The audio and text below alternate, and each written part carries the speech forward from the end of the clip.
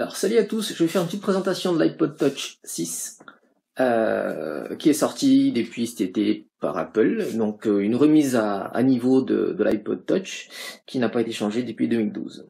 Qu'est-ce qu'il y a de nouveau sur l'iPod Touch 6? La principale nouveauté de l'iPod Touch 6, c'est son processeur A8, qui est le même qui est dans l'iPhone 6. Voilà. En gros c'est ça, mais ça change radicalement et ça fait toute la différence entre l'iPod Touch 5 et 6. Surtout en termes de calcul et de puissance. Vous allez gagner un temps non négligeable. Au niveau du design, c'est la même chose.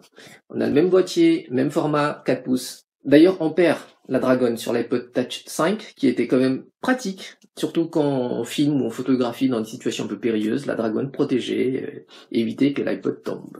Sur l'iPod Touch 6, il n'y a plus de Dragon, donc il faudra faire plus attention. Concernant la photo, l'iPod Touch 6 embarque un capteur de 8 mégapixels, qui est un peu mieux que sur l'iPod Touch 5, où il y avait que 5 mégapixels. Mais entre nous, pour du réseau social, ça ne fait pas une grosse différence, ça passe. Pareil, pour les photos en basse lumière, bon, je n'ai pas fait de mesures très précises, mais pour moi c'est du kiff-kiff, ça n'a pas changé grandement. Côté vidéo, la caméra arrière peut filmer toujours en Full HD à 30 images par seconde, et la petite nouveauté, c'est qu'on peut faire du ralenti à 120 images par seconde, mais en 720p. Voilà. La caméra avant, donc pour du selfie, c'est toujours aussi bien que sur l'iPod Touch 5. Ça n'a pas changé. C'est toujours la même caméra, même capteur, même résolution. Alors, une petite nouveauté concernant la vidéo, qui n'est mentionnée d'ailleurs nulle part, même pas sur le site d'Apple, c'est qu'il y a un stabilisateur intégré nativement sur l'iPod Touch 6. Et ça fait une vraie différence. Alors, sur l'iPod Touch 5, bon, quand vous filmiez à main levée, ça tremble, c'est normal, c'est une caméra, ça tremble. Bon, mais sur l'iPod Touch 6, grâce au stabilisateur, ça glisse. Vous avez l'impression de flotter. Enfin, si vous faites un peu de tai chi, c'est super. Vous verrez, vous allez glisser, ça va être super fluide, on se croirait comme au cinéma. Alors, la vidéo sur l'iPod Touch 6, c'est top.